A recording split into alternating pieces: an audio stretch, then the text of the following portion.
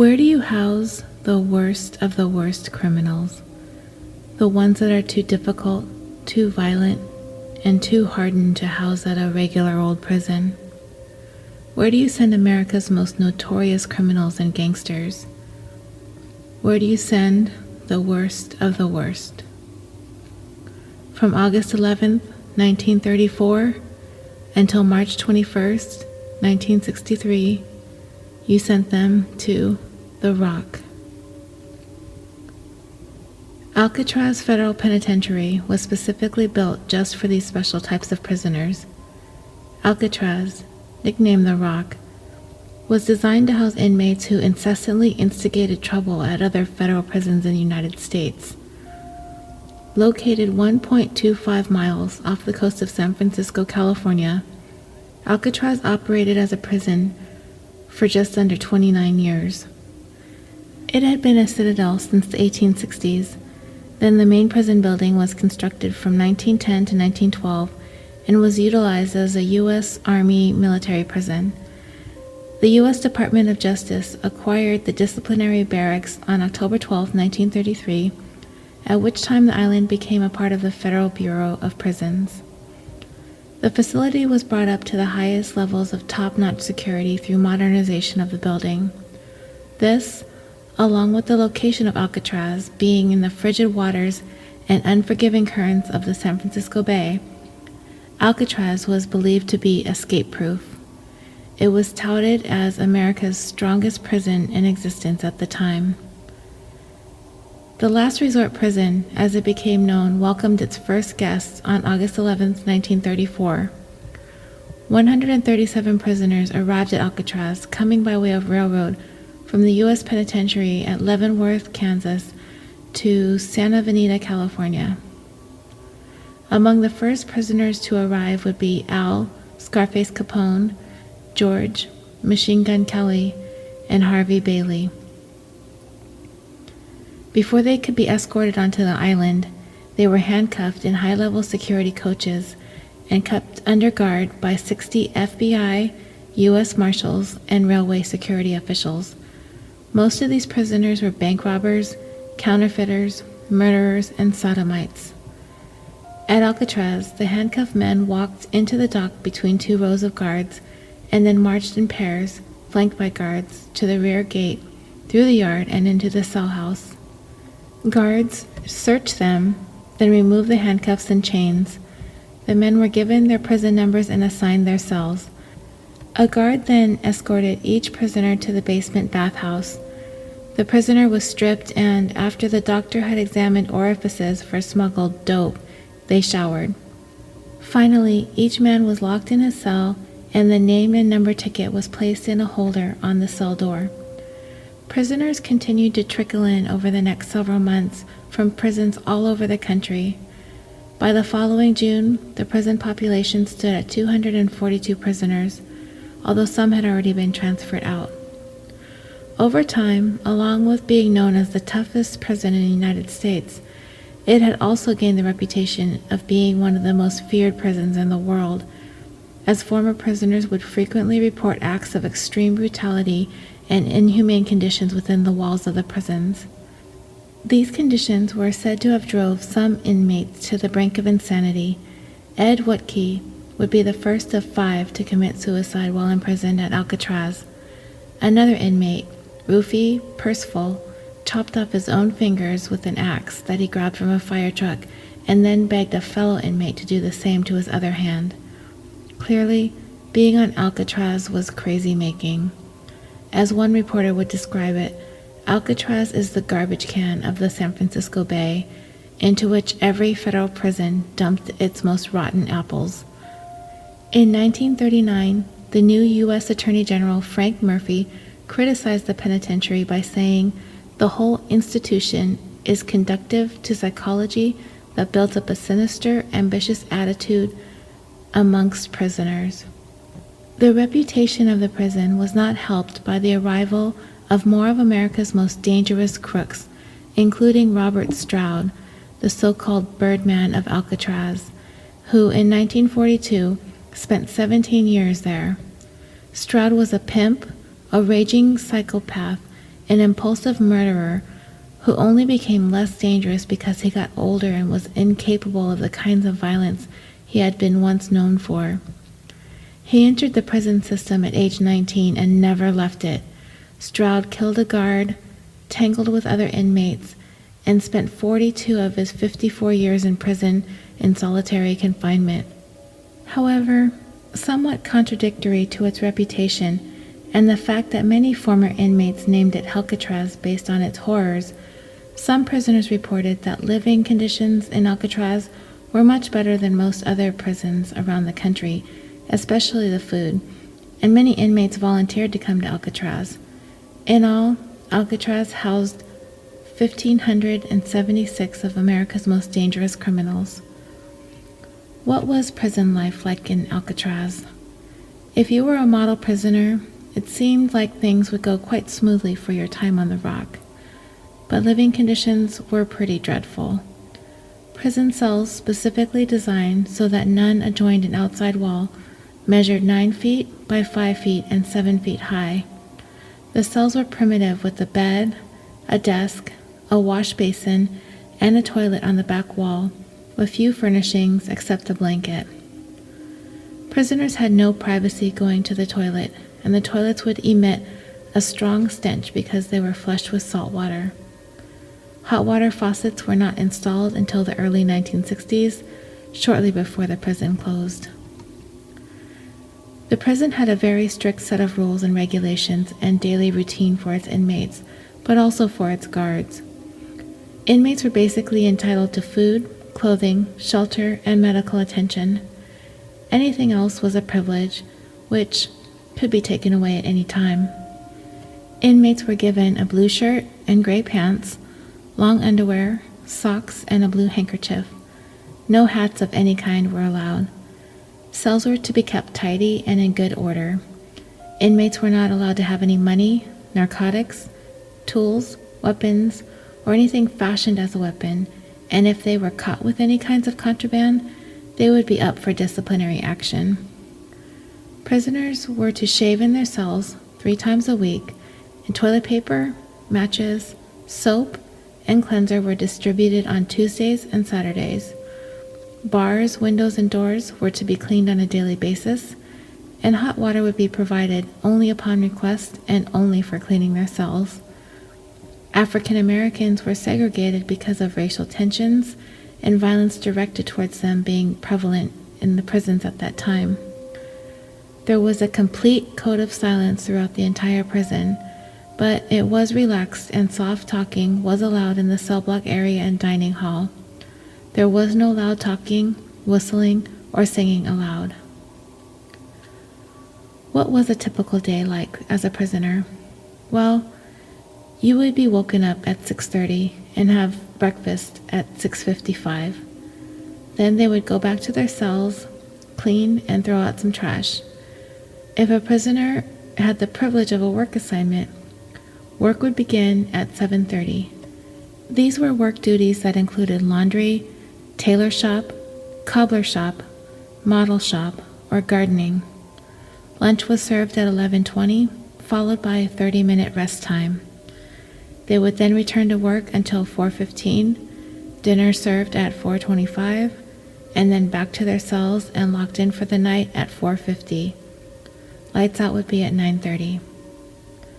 Upon checking into Alcatraz, every inmate was given a library card and a catalog of books available for checkout.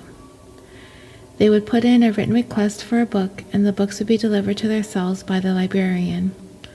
The library had nearly 15,000 books, mostly left over from the days that the Army was on the island. Inmates were allowed a maximum of 3 books, in addition to a maximum of 12 textbooks, a Bible, and a dictionary. All books and magazines were censored from content related to crime, sex, and violence. There was a chaplain in charge of making sure all the books were wholesome. The average prisoner read 75 to 100 books a year. Prisoners had time allocated to either reading or practicing a musical instrument. Al Capone famously practiced the banjo while at Alcatraz. Where is the one place you don't want to go if you happen to be an inmate at Alcatraz? Cell Block D, the treatment block. This place was set aside for the worst of the worst of the worst inmates, with varying degrees of punishment, including solitary confinement, isolation, and being stripped down. Prisoners usually spent anywhere between 3 to 19 days in solitary. Prisoners held here would be given their meals in their cells and not permitted to work, and only shower twice a week. The Birdman of Alcatraz we spoke of earlier, Robert Stroud, one of the most infamous prisoners in Alcatraz, inhabited cell 42 in the D block for 6 years. The worst cells for solitary confinement punishment were located at the end of the D block, known as the Hole. These cells were completely void of light and were colder than the rest of the prison. Any prisoner sent to the Hole were regularly stripped, beaten, tortured, starved, and forced to sleep on the concrete floor naked. They were limited to 1 10-minute shower and 1 hour in the yard per week. These 5 cell blocks of Cell Block D had nothing but a sink and a toilet, and the very last cell had nothing in it but a hole in the floor to be used as a toilet, and prisoners would spend 2 days at a time in there with nothing but that hole. No clothes, no food, no nothing. If you didn't think it could get any worse than that, it does. For the worst of the worst of the worst of the worst, they would be locked in the cell with the hole and chained to the wall, feet barely touching the ground, for the entire night, left standing. For food, they were given small portions of bread and water. It would take months and months for a prisoner to earn back standard prison privileges. So, what is the first thing that comes to the mind of a prisoner arriving for their stay at Alcatraz? How about how to escape? During its 29 years of operation, the penitentiary claimed that no prisoner ever successfully escaped. A total of 36 prisoners made 14 escape attempts. 2 men trying twice, 23 were caught, 6 were shot and killed during their escape, 2 drowned, and 5 are listed as missing and presumed drowned. The first unsuccessful attempt to escape the prison was made on April 27, 1936 by Joseph Bowers, who was assigned the duty of burning trash in the incinerator. He tried to escape during duty hours by scaling a chain-link fence on the edge of the island. When he was caught in this act, he refused the orders of the correctional officer located at the Rest Road Guard Tower to come down, and he was shot. He was seriously injured from the fall of over 50 feet and subsequently died. The first escape attempt that actually shattered Alcatraz's escape-proof reputation was made on December 16, 1937, by Theodore Cole and Ralph Rowe. During their work assignments in one of the workshops, they had cut the flat iron bars of the window and climbed into the bay waters to escape. It was a stormy day, and the bay water was highly turbulent. As the escapees were not found, they were declared drowned by the prison authorities, and it was speculated that they drowned in the bay and that their bodies were swept out to sea due to the turbulent bay currents. Legend has it that there has been a successful escape attempt by 3 inmates and that they survived.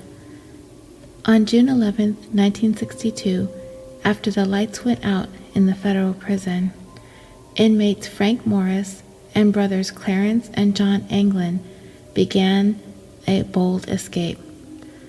The trio of bank robbers placed fake heads made of toilet paper and soap, complete with hair collected from the prison barber, into their beds to fool the guards. The Anglins named their decoy heads Oink and Oscar. They slipped out of their cell through 6 by 9-inch vents beneath the sink they had slowly widened with stolen spoons and other makeshift tools over several weeks. The trio then entered a utility corridor behind the cells, climbing the plumbing to the roof, slipped out of a ventilation shaft, and made their way down to the water's edge. They had built a raft out of 50 pilfered raincoats they planned to inflate using converted musical instruments, similar to an accordion. What happened after that has been one of the most enduring mysteries of the past 50 plus years, spawning mysterious theories, amateur and professional investigations, and even a popular movie with Clint Eastwood playing Frank Morris. Authorities believe the three men drowned in the chilly waters of the bay, yet the U.S. Marshal Service still has the case open. About 6 weeks after the escape, a departing Norwegian freighter spotted a body wearing what appeared to be prison denims floating face down about 20 miles from the prison. The remnants of the raft, makeshift paddles, and some of the prisoners' possessions were found along the shore of Angel Island about 2 miles away. However, a deathbed confession surfaced from a man who said he and an accomplice plucked the escapees from the water in a freshly painted white boat, a claim backed up by an off-duty officer who spotted the suspicious boat that night. The confession goes on to say that the accomplices betrayed, murdered, and buried the men near Seattle. John Anglin's sister claims to have received a phone call from him soon after the escape. A cousin of Frank Morris says he met Frank at a San Diego park not long after his escape, a meeting his young daughter also recalled. A drug smuggler claimed to have run into the brothers in Brazil, where they had bought a farm. He says the brothers escaped by attaching a cable, and there was one missing from the Alcatraz dock to the last passenger ferry of the night, which left after midnight. The trio body surfed to freedom, basically. In 1992, the smuggler, Fred Brizzi, even provided the Anglin family with a photo he shot in 1975 that purported to show the Anglins on their Brazilian farm. The Anglin family also claims to have received Christmas cards from the brothers on 3 occasions after the escape. In 2010, another brother, Robert Anglin, told family members he had been in regular contact with John and Clarence from 1963 until losing touch with them in 1987. So, what do you think? Did these 3 escapees survive? We may never know. There's one last thing you may have heard about Alcatraz, that it is haunted. Not only is it haunted, it's considered to be one of the most haunted places in the United States, and is claimed to be the most haunted prison in the country. During its time as a penitentiary, both inmates and guards reported a wide range of purported ghostly activity in the prison. It is reputedly haunted by the ghosts of Native American prisoners and officials who perished on the island during the American Civil War at the military prison. Prisoners, many of whom were declared insane after serving time at Alcatraz, reported peculiar whisperings in the middle of the night, floating blue lights and figures moaning, and the clanking of chains in the cells, which were known to be unoccupied. One inmate in D Block was reported to have seen glowing red eyes in the dark and screamed for hours. He was found dead the following morning with a purple face, bulging eyes, and unidentified strangle marks around his throat. Guards initially laughed at these claims of ghosts by inmates, but as time progressed, some were reported to have experienced unusual activity themselves, including feeling cold spots, unseen fingers on the backs of their neck, crying in the middle of the night, strange sounds coming from seemingly nowhere. The first warden of Alcatraz, James A. Johnston, was reputed to have heard a woman sobbing while conducting a tour of the prison. Inmates have reported seeing prisoners from the early 19th century wearing clothing from that time, walking the corridors in the A block, and then they would disappear when approached by the guards. And one of the members of the staff reported seeing a gang of Native American prisoners marching around in a circle before vanishing. Phantom gunfire, cannons blasting, and fire alarms going off all by themselves have been reported. The warden's house, now a burnt-out shell since the occupation of Alcatraz, is reputed to be haunted. During the time of the penitentiary, several guards reported seeing a specter of a man with mutton chop sideburns during a party, wearing a gray suit and a brimmed cap, leaving the room icy cold and extinguishing the fire in the Ben Franklin stove. A phantom lighthouse has also been said to have emerged from the fog of the San Francisco Bay. Are these hauntings for real? Or are they the figments of the imaginations of people who spent a little bit too much time on the rock? We may just have to encounter one of these specters for ourselves to know for sure. I hope you've enjoyed tonight's bonus tour of this historic California landmark. Though it no longer operates as a prison, it's now one of the Bay Area's most popular tourist attractions.